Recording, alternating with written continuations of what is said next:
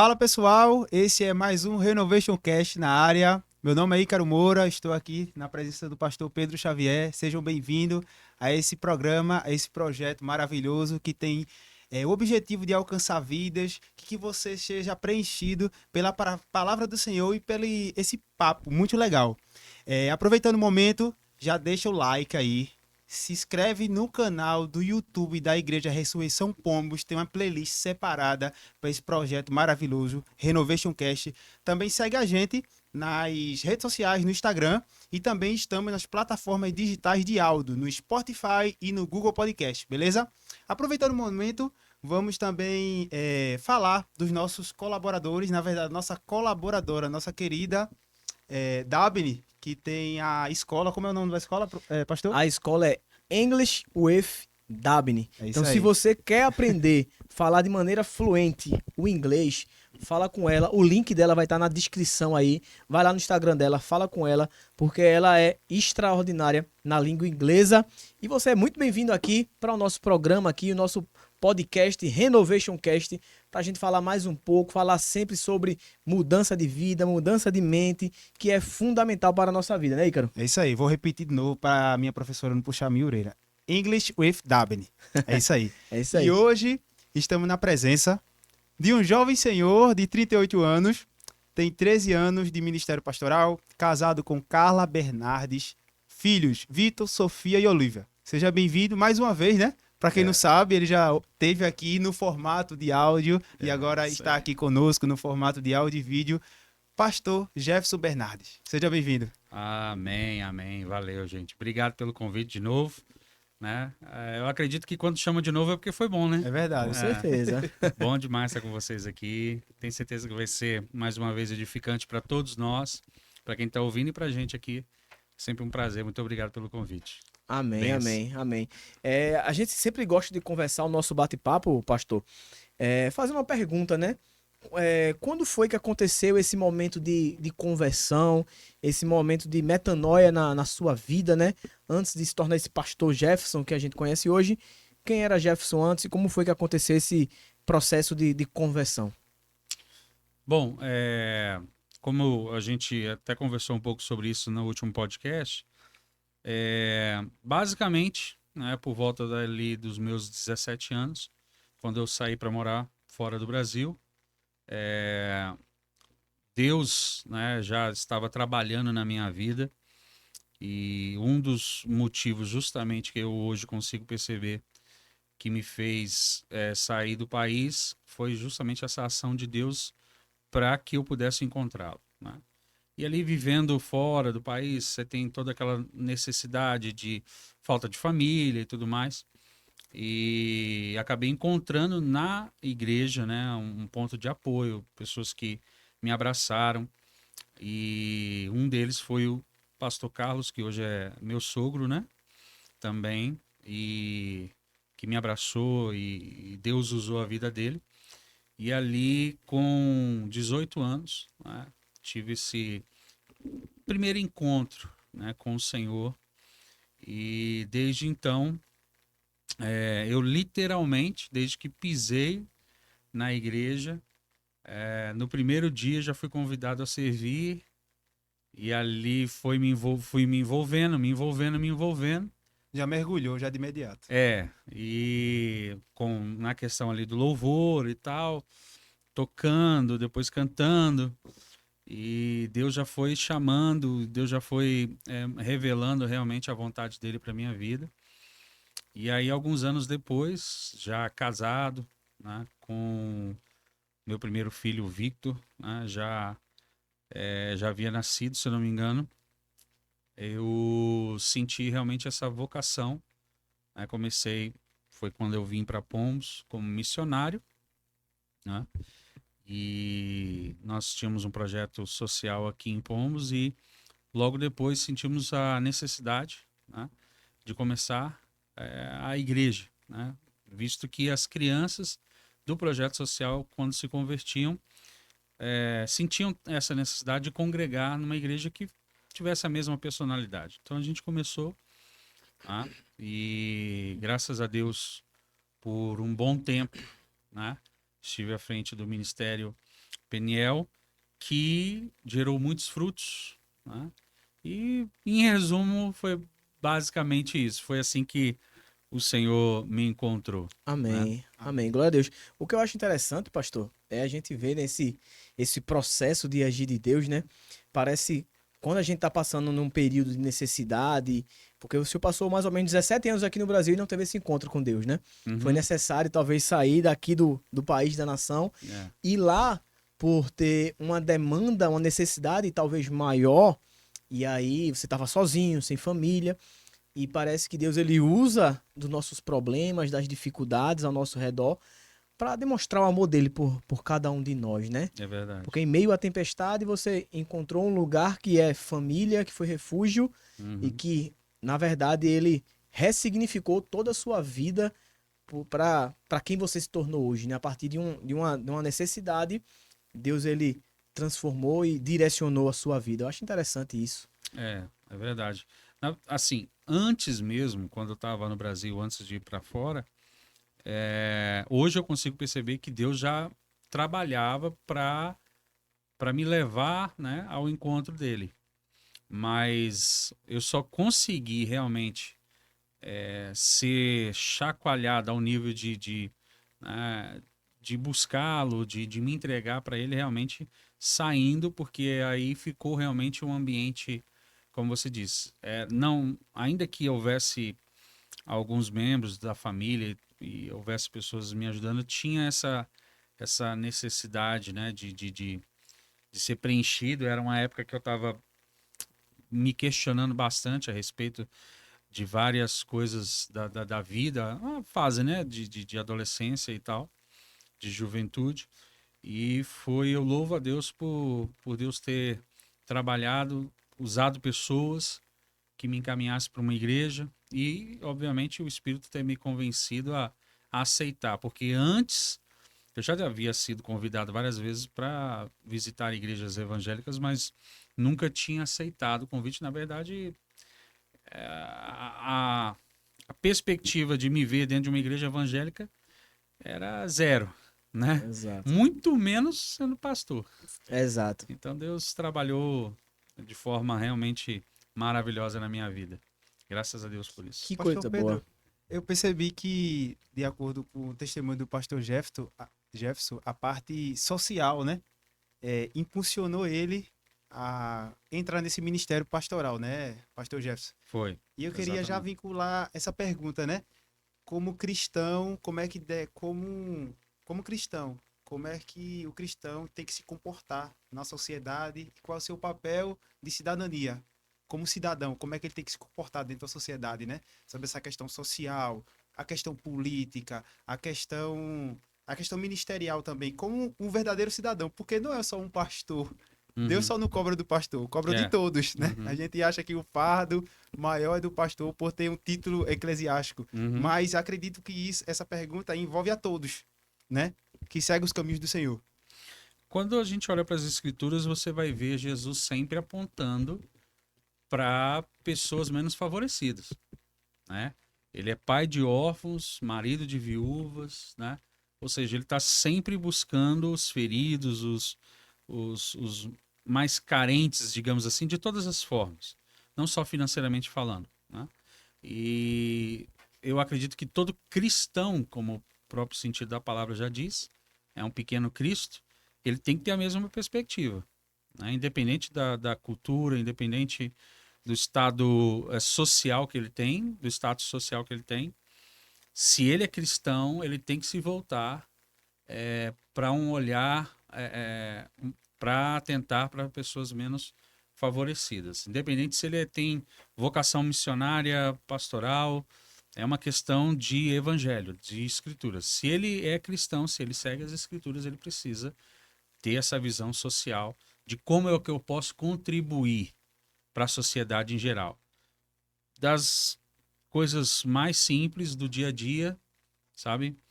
De você ter compaixão por alguém que você está vendo ali sentado numa calçada de repente, até por que não se envolver num trabalho missionário, ainda que não em tempo integral, mas de repente fazendo impactos, né? No final de semana, nas férias, alguma coisa do tipo. Legal, interessante, porque uma coisa que eu sempre falo, pastor, é que Jesus, ele poderia ter surgido com 30 anos, Uhum. começado seu ministério ali, ido para a cruz, fazer a expiação pelos nossos pecados e a gente teria a salvação. Mas o interessante é que ele nasce, né? Ele não surge, ele não aparece, ele nasce. E o interessante é notar é que o propósito disso tudo era para que ficasse um exemplo. O exemplo de vida. Como é que deveria ser nossa vida, né? Aqui na Terra. Qual seria o projeto de Deus para o homem? Então Jesus vem para cumprir esse projeto de como a gente deveria ter vivido nossas vidas, né? Então Jesus ele veio para nos deixar o exemplo e a gente olhando para a vida de Cristo, ele é uma vida voltada para fazer o bem às pessoas. Era uma vida de servir, uma vida de compaixão, uma vida de amor. Então, a primeira coisa que a gente precisa ter em mente é que nós somos chamados para ser semelhantes a Jesus Cristo. Uhum. A voltar àquilo que foi criado lá no Éden, né? A imagem e semelhança que o pecado fez com que a gente perdesse. Então, nós somos chamados para resgatar essa imagem. Então, acho que todo cristão, se ele quiser ser um exemplo, ele primeiro precisa olhar para Cristo, né? Uhum. Para trazer para a sua vida o que deveria agir e como fazer. E aí eu queria entrar, pastor, num tema que talvez ele seja até um pouco polêmico, e aqui até nos bastidores a gente tava falando, né, que o grande problema às vezes são os extremos, né? Então a gente vai falar um pouquinho tocante à política. Então, a política, que é um tema bastante controvertido, e principalmente em algumas cidades, talvez umas cidades como o interior, assim como a nossa cidade aqui em Pombos, a política ela pega fogo e a gente tá em ano de política. Uhum. Então, assim, a gente queria falar com o senhor assim, para entender um pouco melhor qual seria o papel do cristão na política. Como é que a gente deve se portar diante desse período eleitoral que está se aproximando? Eu concordo plenamente contigo sobre a questão dos extremos, né? E acho que isso tem se revelado, as últimas eleições presidenciais demonstraram essa questão do extremismo, né? Que a gente tem vivido hoje na política. E quando a gente olha para a perspectiva cristã, né? Nós estamos falando de cristãos se envolvendo com política. Eu concordo com você totalmente de que esses extremos precisam ser evitados, né? Porque a política em si, ela em resumo, é uma arte de governo. Né? Ela é basicamente isso, né? É a ciência por detrás da administração, no caso aqui, a administração pública. Né? Então, a política em si, na essência dela, ela não é errada, certo? E a gente tem vários textos bíblicos, tanto nas cartas de Paulo quanto nos evangelhos. Nós vemos ali vários exemplos de menções bíblicas onde a palavra de Deus nos chama a respeitar essa autoridade, né? As autoridades que são impostas sobre nós. Paulo vai dizer, se eu não me engano, aos Romanos, de que toda autoridade ela é constituída por Deus. Né? Então, se todas as autoridades, seja para juízo de Deus sobre as nossas vidas, né? Como eu particularmente acredito que Deus tem usado, sim, de algumas autoridades políticas ou até mesmo de ordem como judiciária, né? Como juízo realmente de Deus sobre a nação, e aí é outro aspecto que a gente pode falar. Então, assim, de forma geral, eu acredito que o cristão, ele precisa evitar os extremos, né? Porque hoje a gente vê isso, né? A gente vê, de um lado da moeda, você tem pessoas que por causa de políticos ruins, e aí vale enfatizar aqui, de que a política não é ruim, como eu disse, é apenas uma ciência de administração pública, né? Mas por causa de pessoas que usaram dessa ciência de forma errada, você tem um grupo de cristãos que passaram literalmente a abominar a política. Abominar mesmo. Do tipo que, se você tentar conversar sobre, eles realmente se repelem na hora. E, do outro lado da moeda, ao meu ver hoje, dentro da visão cristã e política, né? Você tem cristãos tentando transformar Jesus em algum tipo de personagem político de extrema direita, né? Como se Jesus fosse partidário. Então, não, Jesus é de direita, sabe? Alguma coisa do tipo. Até um Messias já arrumaram por aí, né? É, A gente não vai, para não dar problema aí no exato. YouTube, é melhor nem entrar no detalhe. Então, assim, Jesus não é de direita e nem de esquerda. Jesus é muito mais alto que isso, cara. Jesus é muito mais elevado que isso. O conceito existe dentro, eu creio nisso, existe dentro do cristianismo política. Porque nós estamos falando, Jesus é um rei. E ainda que o sistema monarca, ele seja, que é a referência que nós temos da Bíblia a respeito do sistema de governo que Jesus exerce, né? Ele é um rei, ainda que existe um sistema, a gestão, a administração, ela não muda, ainda que não seja o sistema democrático, né? Jesus não reina sobre um sistema democrático. Ele é rei, né? Ele é senhor. Então é uma questão de autoridade. Né? É realmente esqueci agora a palavra. Merocracia, um Não, negócio assim. Desculpa. a gente poderia falar que seria uma teocracia, onde Exatamente, Deus exatamente. é quem governa. Não é o que a É, maioria quer, é o que Deus quer. exatamente, a vontade dele. Mas a arte por detrás de governar, ela existe. Existe uma hierarquia, existe um sistema de governo que Jesus coloca, né? Então isso é visto também, inclusive, dentro do reino de Deus. Então a política em si, nós poderíamos dizer que ela está dentro do cristianismo. Se a gente, né, entendesse que a essência da política é essa. É uma arte, é uma ciência. E como Deus é dono de toda sabedoria e ciência, obviamente que isso vem dele também. Exatamente, assim, Concordo. tem alguns textos na Bíblia, né, que fala lá, né, que quando o rei ou a autoridade, ela é boa, ela é justa, toda a sociedade vive bem. Prospera. Mas quando a gente escolhe errado, então todo mundo vai padecer. Uhum. Então, o cristão, como está incluso numa sociedade, ele não pode se abster do seu papel como cidadão de fazer a sua escolha, porque a gente precisa escolher bem, porque a Bíblia fala, se escolher bem, vai todo mundo se dar bem. Mas se escolher mal, vai todo mundo se dar mal. Uhum. Então, e Jesus também, ele nos ensina alguns princípios lá, quando ele diz, e dai a César o que é de César, que nós estamos sujeitos aos padrões na sociedade que a gente está inserido. Então, a gente precisa se adaptar a ela. A gente não pode se privar e dizer, não, porque eu sou cristão, eu não vou fazer nada disso. Não, muito pelo contrário. Então, quando você abre mão do seu papel como cristão, de como papel como cidadão, você está se abstendo de algo que Deus deu o livre-arbítrio e o discernimento para você poder decidir e escolher o melhor.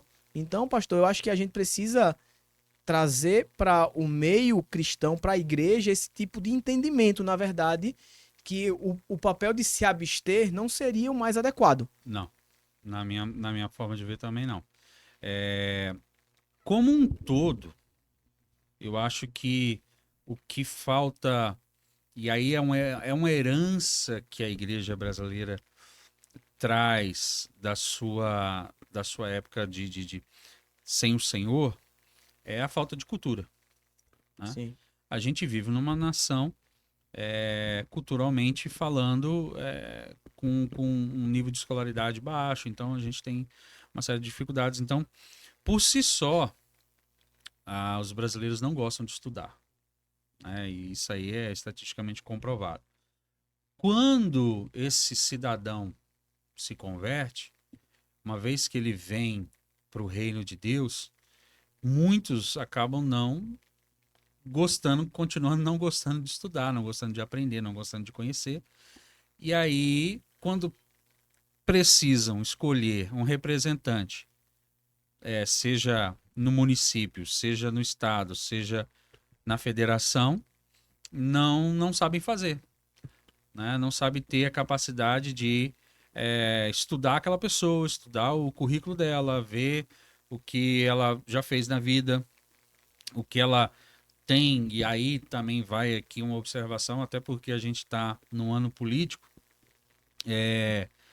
Antes de votar, né, antes de você votar, seja num vereador, num prefeito, num deputado, num presidente, olhe o plano de governo dessa pessoa. Olhe o plano, não vá para o partido, não vá para o coleguismo, não vá. Muito menos se você é cristão, nem se fala, não vá somente pensando em você. Estude todo o conceito, né? Porque tem pessoas que às vezes não entendem isso, aí voltam muitas vezes vamos colocar, né? Daqui a alguns dias tem eleições municipais, então voltam num prefeito que pensa uma coisa e às vezes um vereador que pensa uma coisa totalmente diferente, né? E Vira um ali cabo de guerra. vão ser 4 anos que ninguém vai fazer nada. E quem está Nem o perdendo é o executivo povo, né? vai fazer, nem o legislativo vai fazer, porque os dois vão estar travados, É verdade. entendeu? Então até nisso você tem que pensar, você tem que estudar. Faz muito sentido o que o senhor fala, pastor Jefferson, só complementando o que o senhor está falando, que me faz lembrar que a gente está na Semana Santa, né? Para vocês que estão assistindo, a gente está gravando durante a Semana Santa, e me faz lembrar de uma passagem sobre Jesus, né? Quando Jesus entra em Jerusalém, que o mesmo povo que gritou Hosana, Hosana, foi o mesmo povo que gritou crucificam, crucificam. Isso Poucos está dias muito depois. vinculado sobre a parte de você ter não só uma opinião, mas sim saber ter uma análise, não ir pela massa, né? Uhum. Não ir pela massa, não ser influenciado, porque da mesma forma que Deus te deu o discernimento, te deu os caminhos, te deu os princípios para continuar nos caminhos do Senhor, Ele vai te direcionar para uma escolha certa, dentro desse ato de cidadania que é as eleições, né? Exatamente. Então, as pessoas às vezes usam critérios de todo tipo. Eu estou falando de pessoas cristãs, né? Pessoas que têm algum temor a Deus. Usam critérios de, não, como aquilo vai me beneficiar ou beneficiar alguém da minha própria casa. Usam critérios às vezes, realmente só de orgulho, sabe? Ou até mesmo, e aqui talvez isso possa ser um pouco contraditório, escolhem por pessoas, porque existem várias pessoas hoje no cenário, pré-candidatos aí, e de todos os níveis, né? E que se dizem cristãos, né? Se manifestam, inclusive quando vão se posicionar como candidato, coloca lá, pastor fulano de tal, evangelista fulano de tal, né? Para serem pré-candidatos aí. Ou seja, já colocam um cargo eclesiástico, um sacerdócio como prerrogativa já para chamar, você tá entendendo? Aham. O público, a igreja. Não, aí muitas vezes as pessoas votam. Não, vou votar porque fulano é pastor. Né? Não, é da igreja. Né? E eu digo para vocês que, sinceramente, na minha opinião, nem isso deveria ser critério. Né? Ah, não vou votar porque a pessoa. Então não devo votar em pessoas cristãs ou pastor? Não é isso que eu estou dizendo. Mas assim como aquele candidato que pertence a qualquer outra religião, na minha opinião, ele deve apresentar um plano de governo. Eu disse plano de governo, não promessa. Porque um plano de governo ele é centrado na realidade. Né? Olha, eu quero construir uma ponte. Isso aí é um plano de governo. Aí como é que eu vou construir essa ponte? Eu tenho que dimensionar no meu plano de governo de onde esse recurso possivelmente pode vir. Isso é um plano de governo. Agora, se eu chegar e falar bem assim, não, eu vou construir uma ponte. Isso é uma promessa. Tem de onde sair esse dinheiro? Não tenho a mínima ideia. Isso é só promessa. Um plano de governo, ele discrimina direitinho, sabe? Então, eu acho que que nós deveríamos fazer, nós cristãos deveríamos fazer, acho que todas as pessoas, é analisar pelo plano de governo. Pelo plano de governo. Qual a ideia desse camarada? Né? Agora, a verdade é que a maioria das pessoas não tem nem plano de governo, cara. Na verdade, pastor, quando a gente analisa e trazendo para a realidade que é bem próxima da gente, a maioria das pessoas, se não, eu poderia botar 95% das pessoas que votam, elas votam pensando na necessidade dela. Então, se um candidato vai me oferecer um cargo político para mim ou para um parente, se um candidato vai me dar alguns tijolos ou algum cimento para eu fazer uma construção ou qualquer coisa, eu voto nesse cara. Infelizmente, é a realidade que a gente está inserido hoje. Porque eu penso na minha necessidade. Uhum. Mas quando a gente olha a Bíblia diz assim, ó, você tem que olhar não para você, mas para o próximo. Entende? E eu acho que se a gente trouxesse a visão bíblica também para o contexto político, a gente ia ter que olhar, ó, eu não vou votar pensando no meu bem-estar. Porque talvez fulano A seria melhor para mim, porque eu conheço ele e ou eu ou minha família tem um cargo político. Uhum. A gente tem um emprego. Todo mundo quer ter emprego. Todo Uhum. mundo quer ter uma fonte de renda. Mas a gente deveria voltar. O que é que vai ser melhor para a cidade? O que é que vai ser melhor para a região? Entende? Então, ou talvez o que é que vai ser melhor.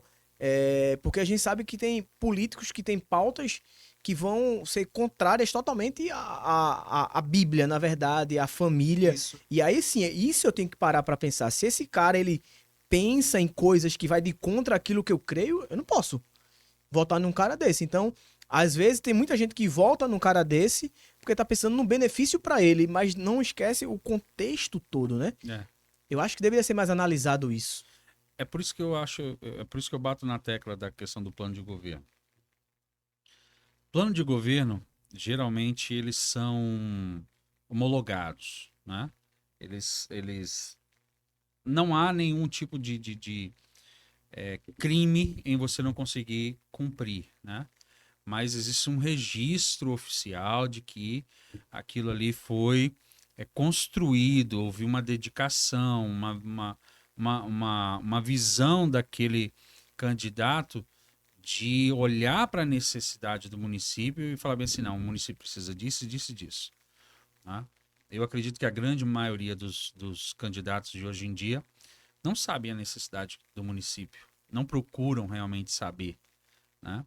Às vezes você vê um ou outro aqui buscando conhecer, tá faltando isso, tá faltando aquilo no município, mas beleza, né? É fácil até eu entender ou conhecer, melhor dizendo, qual é o problema do município. Não é difícil. Você dá uma volta na cidade, você vai ver, ó, a cidade poderia ter isso, a cidade poderia ter aquilo. Mas o plano de governo não aponta só o que a cidade poderia ter, mas dimensiona também como aquele candidato pretende conseguir consertar aquilo. De onde vai vir o recurso? A quem ele pretende pedir? Tá entendendo? Por isso que eu bato na tecla de que um plano de governo é a melhor coisa para a gente, além, obviamente, né, como cristãos, orar, tentar discernir da parte do Senhor a direção certa de quem votar, porque homens são falhos e só Deus conhece o coração dos homens. E às vezes a pessoa até faz um plano de governo, mas realmente lá na frente acaba não cumprindo nada daquilo. Então, orar com certeza, pedir direção de Deus, com certeza, das Escrituras, como você mesmo disse, né? Se aquela pessoa ela já é contrária a algum fundamento bíblico, só daí imediatamente você corta. Não há nem o que discutir, não precisa orar. Se alguém se apresenta e fala assim, eu sou totalmente a favor de aborto, você não precisa nem orar, meu irmão. Aquela pessoa não deveria ser o seu candidato. Mas nos dias que a gente vive, nessa época, é uma época que todo mundo, os candidatos, eles são a favor de tudo que você quiser. É verdade. Né? Diante de mim, sou um pastor, diante da gente que somos cristãos, eles vão dizer tudo que a gente quer ouvir. Isso aí já é conveniência, né, pastor? Tá entendendo? Exato. Já é conveniência. Então, eu acho que vai desses critérios. Oração, né? E visão para um plano de governo. Ah, meu candidato não tem um plano de governo. Meu vereador não sabe o que vai. Porque assim, cara, eu penso que um vereador, por exemplo, né? A gente tem eleições municipais. Eu acho que um vereador ele precisa ter uma área onde ele pretende representar melhor aquele município. Sabe? Eu acho que sim. Eu acho que a Câmara deveria ser formada de pessoas que não. Tem um vereador ali que ele é da área da educação, então ele vai cuidar dessa área, ele vai vistoriar os colégios, ele vai atrás de projetos, entendeu? Para que o município ele possa, né? Na área da educação ele possa melhorar, coisa e tal. E não, tem outro que ele é muito bom na área rural, né? É um representante do povo do campo. Então, beleza, então esse cara vai, entendeu? Mas se é um vereador que ele não, nem ele sabe o que ele vai fazer ali, né? Ele não sabe quem ele representa, ele não sabe, ele não tem plano nenhum. Não, eu vou entrar na Câmara, eu vou defender, eu vou lutar pelos direitos do povo do campo. Joia. Se aquele camarada te representa, se você de repente é um agricultor e está precisando disso, vai atrás de um camarada desse, entendeu? Agora, se você mora no campo e o cidadão nunca sujou o pé no barro de uma estrada do sítio, meu irmão, então não vote nesse cara. Eu acho que a demonização de o cristão falar de política, né, que houve durante toda a história, eu acho que tem muito a ver com a parte do humano, né? Desde o princípio da história, as pessoas são muito extremistas, né? A gente vê até em Gênesis, quando Moisés sobe ao monte, a primeira coisa que o povo pensa é em procurar algo para idolatrar. Algo para idolatrar. E a Bíblia fala que Deus levanta homens e pessoas dentro de um contexto político para beneficiar e para ajudar e para salvar o povo, assim como foi José do Egito, né? Na Semana Santa temos o exemplo de José de Arimateia, que foi algo que ele se utilizou da sua influência política para ajudar o corpo de Cristo a ser colocado em um sepulcro de pedra.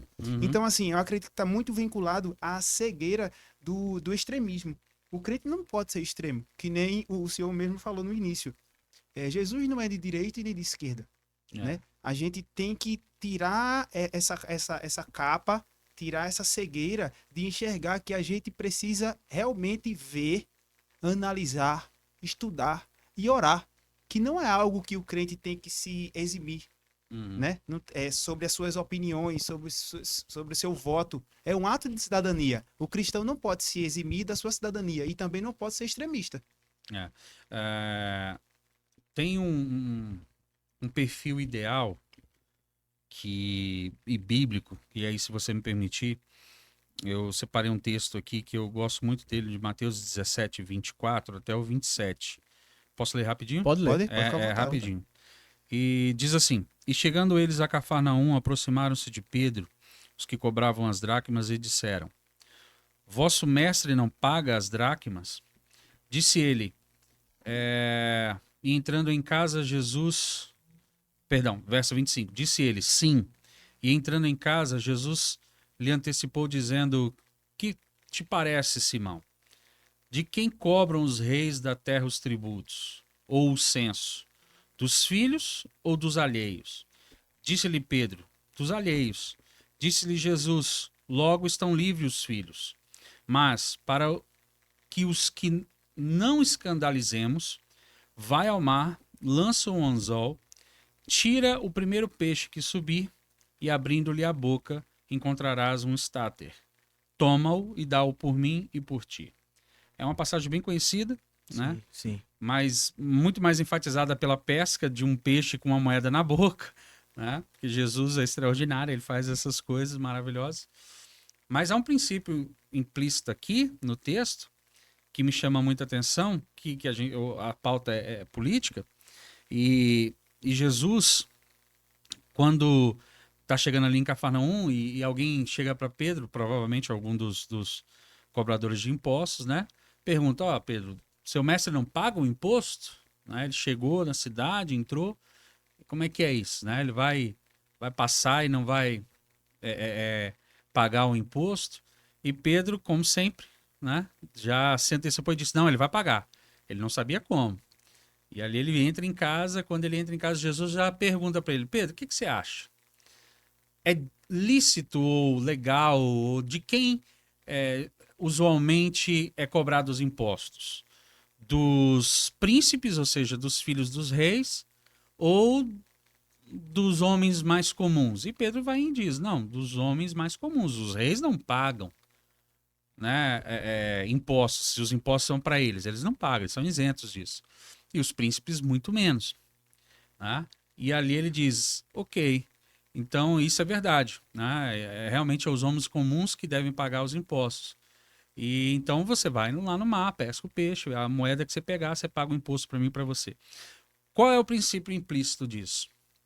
Quando Jesus disse para Pedro de quem os impostos deveriam ser cobrados, dos príncipes ou dos homens comuns, ele estava se referindo a ele mesmo. Em outras palavras, Jesus estava dizendo, Pedro, eu sou um príncipe. Eu não precisaria pagar o Eu imposto. não precisaria pagar. Eu sou o rei. Eu não precisaria pagar. Certo? Mas é muito mais importante para mim não escandalizar esse homem, para que ele não venha fechar a porta do seu coração para mim, pensando que eu sou como um outro líder qualquer, e a salvação não o encontre. Vê a mente de Jesus. É muito mais importante para mim que aquele homem entenda que eu não sou como um líder qualquer. Eu não sou como um desses que ele conhece, que usa do seu poder, da sua influência para se beneficiar. Entende? Jesus estava dizendo isso. Para que ele não se escandalize, eu não quero escandalizar. Agora você vai pagar, agora você vai mostrar na cara dele que o negócio comigo é diferente. Vai ser uma moeda pescada na boca do primeiro peixe que você pegar. Né? Para que ele veja e fale assim, não, esse cara realmente ele não é qualquer um. Né? Então o que Jesus está mostrando? Jesus está dizendo, olha, eu sou um rei, mas o meu conceito de reino é servir. Então o princípio implícito nesse texto é autoridades cristãs existem para servir, não para se beneficiar. Então, se eu vou escolher alguém para me representar, o ideal é que esse representante, né, especialmente, se ele for cristão também, é que o conceito que ele tenha na sua essência, do cargo que ele quer exercer, seja para servir. Né? Porque a visão da cultura, a cultura política em que a gente vive é que a pessoa, quando se elege, ela está naquele cargo não para servir. Ela está naquele cargo para ser servida. Né? Então, assim, não há, e aí já é cultura, né? Não há, a gente não, é muito difícil você ver políticos que se preocupem em não escandalizar. É Né? verdade. É verdade. Eles não se preocupam em não escandalizar. Escândalos para eles é quase que uma coisa normal, né? Do dia a dia. E Jesus não. Jesus tinha uma preocupação em não escandalizar, sabe? Em deixar o coração de todo mundo aberto para que houvesse a possibilidade da palavra da salvação entrar. Conservar a sua identidade para que não haja brecha de outras interpretações, né? Entende? Então o princípio ali é esse. Né? Quando Jesus fala com os seus discípulos na Semana Santa, quando Jesus está ali na última ceia falando com seus discípulos, né? Ele pega uma toalha, uma bacia, vai lavar os pés dos seus discípulos e diz para ele, diz novamente para Pedro, falando assim, Pedro, olha, eu lavo os seus pés, lave, né, dos seus irmãos também. Eu, sendo o Senhor, estou fazendo isso? Ou seja, Jesus está o tempo todo, em todo momento, em cada fala, em cada reunião, mostrando, eu sou líder, eu sou cabeça e sirvo. Né? Então as pessoas que deveriam, as pessoas que têm essa autoridade de governo, né? E a gente, como cristão, acho que a gente deveria buscar esse tipo de gente que tem essa visão. Ah, mas talvez, pastor, isso aí é totalmente uma utopia. Você não vai encontrar no cenário político pessoas que tenham essa visão de que estão ali para servir. Né? Você não vai encontrar candidatos. Então, é justamente isso. A gente tem que buscar esses candidatos. Entendeu? E levantá-los. Levante dentro da sua comunidade. Ah, não, tem uma pessoa que está envolvida sempre no social. Chega para essa pessoa, vamos supor, tem um líder de alguma ONG, alguma comunidade. Ó, dentro do cenário político hoje não tem ninguém que represente a gente, ninguém que a gente acha que realmente tem esse espírito de servir. Todo mundo que está no cenário hoje, a gente acha que só vai querer agradar a si mesmo e só vai querer se beneficiar estando no cargo. Então, beleza, não coloca esse cara. A sociedade, ela tem que pensar. Quem é que a gente vai botar? Não, tem um líder de uma comunidade ali no bairro, é uma mulher, um homem, seja lá o que for, é um cara que, independente de política, está sempre ajudando a comunidade, está sempre buscando ajudar aquela comunidade de alguma forma. Vamos trazer esse cara, vamos colocar ele na Câmara. Entendeu? Verdade. Vamos se mexer. Mas é como eu disse, é tudo uma questão de vontade das pessoas pensarem, das pessoas se movimentarem, de fazerem. E cultural também, né, pastor? Assim, infelizmente tem muita gente que fala, fulano roubou, mas fez. Como se fosse veja normal, isso, né? Ó, não, um roubar é escândalo. normal, mas ele fez alguma coisa, né? Então, isso é realmente algo que não deveria acontecer, a gente não deveria nem ter falado isso, né? E o interessante é que a palavra ministro ou ministério, ela fala sobre serviço. E algumas nações têm o primeiro-ministro. Então, era teoricamente para ser aquela pessoa que vai ser a primeira a servir aquela federação, aquela nação. Aquela pessoa deveria ser um exemplo de serviço. E aí a gente vê a nossa política totalmente voltada para o contrário. Altos tributos na nossa nação para sustentar um sistema, As regalias de homens. de homens para serem servidos, né? Uhum. Então, infelizmente, há muito esse paradigma aí que a gente precisa quebrar muito.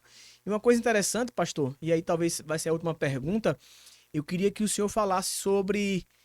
e a igreja?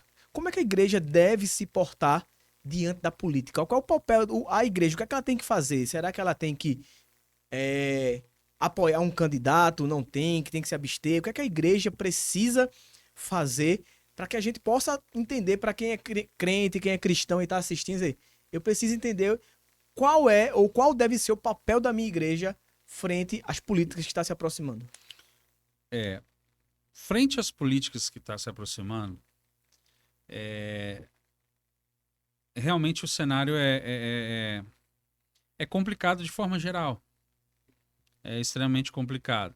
Né? Você precisa realmente de muita oração, sabe? De uma busca realmente de tentar entender de Deus o que você deve fazer.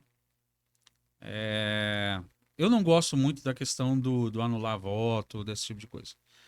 Eu acho que, ainda que não existam pessoas perfeitas, vamos tentar encontrar um meio termo, Exato. né?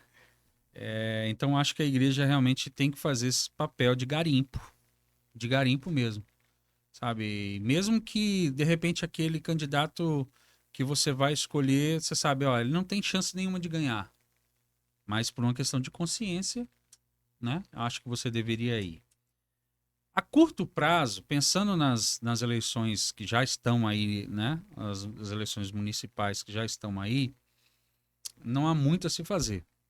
Realmente é isso. É orar, tentar garimpar o máximo possível para encontrar pessoas, conversar com essas pessoas, sejam eles vereadores, sejam eles prefeitos, né? Conversar com eles realmente para tentar entender o que eles têm no coração.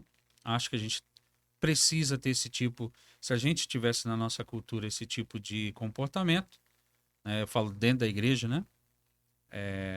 A gente com certeza iria contribuir melhor. Agora, a médio e longo prazo, e aqui eu uso o que Ícaro falou, eu acredito que existe realmente, e biblicamente falando, né, 1 Coríntios 12, 28 vai falar isso, né? Que entre os dons de Deus, né, que Deus repartiu, ele diz que chamou uns para apóstolos, profetas, doutores, né, pessoas que operam dons de cura, socorro, e fala também sobre governos. Né? E eu acredito que Deus, o mesmo Deus que um dia foi lá numa cidadezinha, em Israel, lá no interior, na casa de um Jessé, buscar um menino que cuidava de ovelhas, para levantá-lo com um dia como um rei segundo o coração dele, que foi Davi, tá? Esse mesmo Deus continua chamando pessoas para esse tipo de dom, para esse tipo de ministério, sabe? De pessoas que vão ser levantadas por Deus com o ministério, porque quando a gente fala sobre ministério, a gente sempre tende a pensar, não, é o trabalho eclesiástico. Né? Foi levantado para liderar dentro de igreja. E tem muita gente que foi levantado e hoje é pastor, e eu acredito que essa pessoa não foi levantada para pastorear. Foi levantado para governar. Entendeu? Só que ela entendeu que o dom de governo dela deveria ser exercido dentro da igreja. E não era para dentro da igreja. Era para fora dela. Entendeu? Então, assim, tem muita gente boa hoje na frente de igrejas, pastoreando. Eu não digo que necessariamente ele precisa deixar isso.